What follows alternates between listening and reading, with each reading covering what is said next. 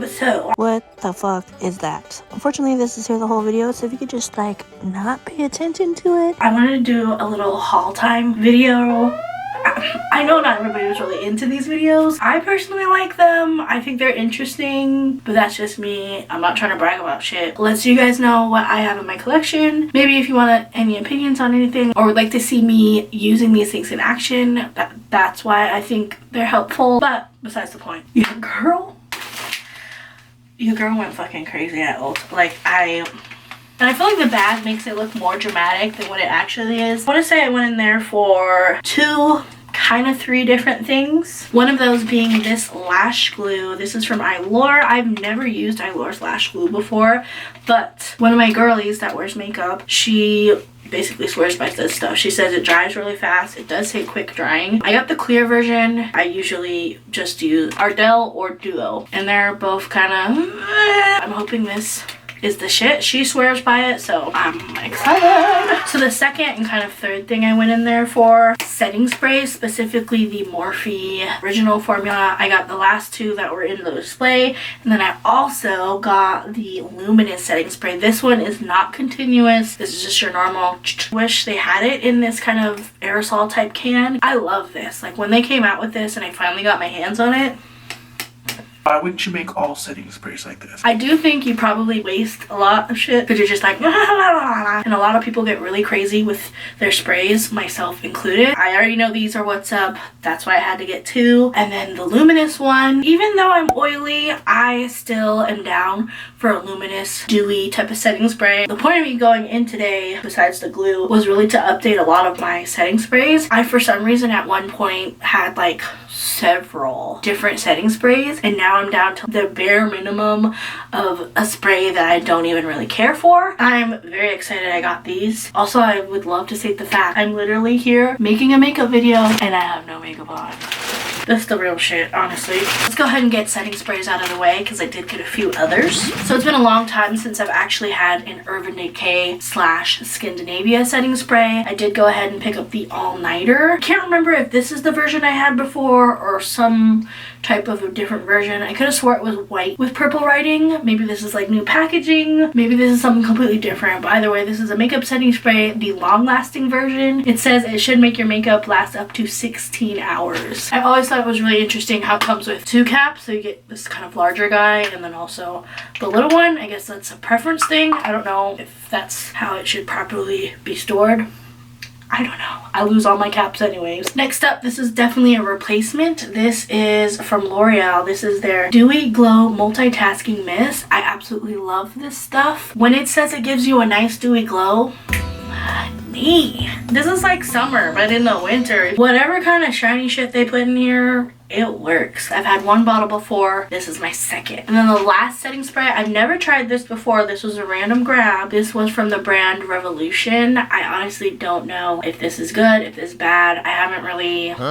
It's a Radiance Makeup Fixing Spray. It's long wear, oil control, and it has hyaluronic acid. So that's always a ding ding for me. It's kind of interesting because it's not like a super clear solution. It's got like a fogginess to it. So I'm assuming that's kind of the shiny stuff. I have to say, I'm not the biggest fan of that smell.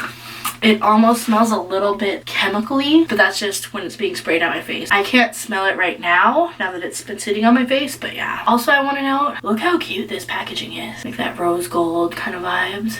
Very fucking cute. Let's go ahead and touch on some of the Ulta stuff I got because I only got a few things. As far as the Ulta brand went, they kind of hit me with like the Valley of Death. If you get what I'm saying. I went to the checkout line and of course they had tempting things right there. So where the line ended up curving was right against the wall that had the Ulta products. And I kind of ended up buying two eyeshadow palettes. These are 12 pan eyeshadow palettes. And I think these are somewhat similar to like the Milani eyeshadow palettes or maybe even like the ColourPop. So I did get the Everyday Faves. Looks like so. Pretty much, you know, those classic everydays, which I'm really upset that the names are not on the actual palette. But looking at the palette, there isn't that much space to be putting names in the first place. So it makes sense, but I know for a fact, like, I'm gonna throw this shit away.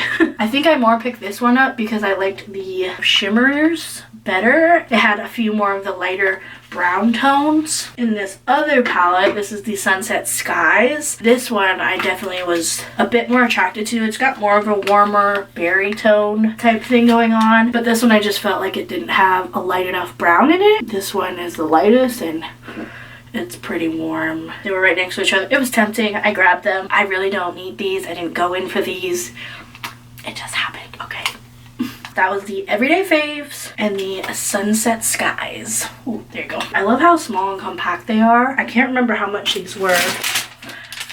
I spent way too much money today. Oh my god. So much for clearing that fucking credit card. Am I right? Damn. So this, oh my god. Wow. This was $20. They both were $20.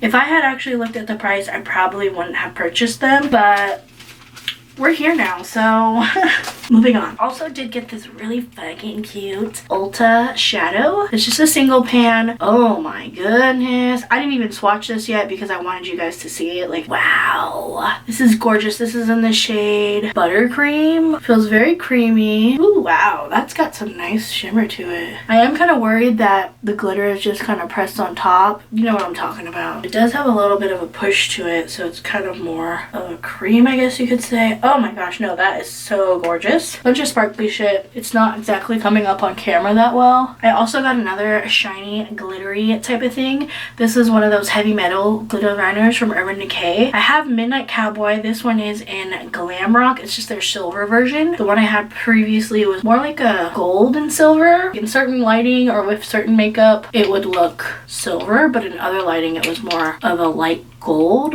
This one is just straight up silver. I love to take these little liners and just color my eyes, paint my eyes, whatever you want to call it. I think they're so handy dandy and they don't like burn my eyelids. That was a problem I had previously with the NYX glitter liners. I mean, this was probably 4 to 6 years ago by now. Every single time I put them on my eyelid, I didn't even have to put them close to my eye, just on my eyelid. Them shits would burn my eyelids up. It never made my eyes red or anything like that. No kind of effect like that. It just would burn. So I don't know if I just was specifically allergic to something, if I had gotten a bad batch. I mean, I don't know, but because of that experience, I did also pick up this little e.l.f. glitter shadow. This is in the shade Bling Bling. Same kind of concept, but this one has a little bit of a thicker wand, as you can see, and it's more of a shadow, I would say, versus like just straight up glitter. I love shiny shit. When it comes to stuff like this, super fucking convenient. I don't have to worry about this falling off, getting glitter everywhere. Like, it's literally meant to stick to wherever I put it, so I love things like this. Talking about e.l.f. again, I did just get their normal clear lacquer. I don't think this is a plumping one, but I did also get Bubbles. This one has the sparkles in it, so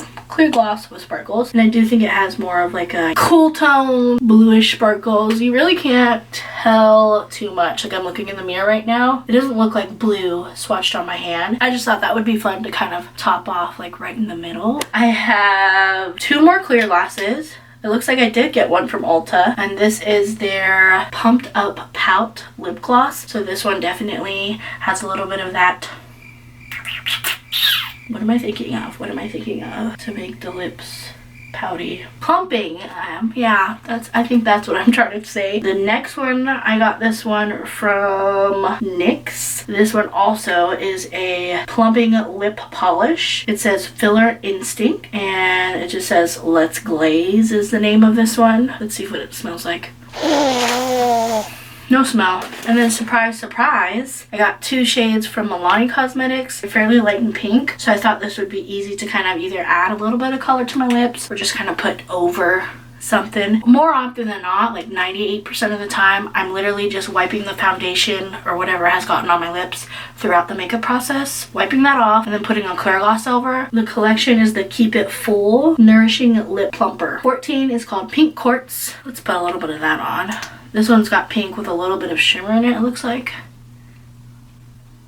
I do feel that plumping happening right now. This one, 01, which is Champagne. This one also has a little bit of the sparkles in it, but they're all both very light. Added a little bit of color, but I wouldn't say too much. They both pretty much, for the most part, look like clear glosses. I feel that cooling, tingling sensation, but Other than that, I did also get the Jaclyn Hill palette, volume 2. I told myself when this came out, I saw it and I was like, I don't want that. And then especially like when people started doing reviews and stuff, I was like, I don't need this palette. I literally have her old palette, da da da da. So many people make this palette look good. And I do actually really love the color scheme of this. I honestly want to say it was going to be between either buying this palette or the Jeffree Star, the like pinky one. I'll put it right here. I'm just happy I got setting spray because that just... Could you imagine doing your whole face and not having setting spray? Even just forgetting to use setting spray, because I use it multiple times throughout my routine, before I put makeup on, before I blend out my concealer. Could you imagine not using a setting spray at all? I could never. We don't want to look crusty. Thank you guys so much for watching. Again, go ahead and follow me on my social medias. Please give this video a thumbs up and comment what's your favorite color. I'll see you guys in the next one. Thanks for watching. Bye.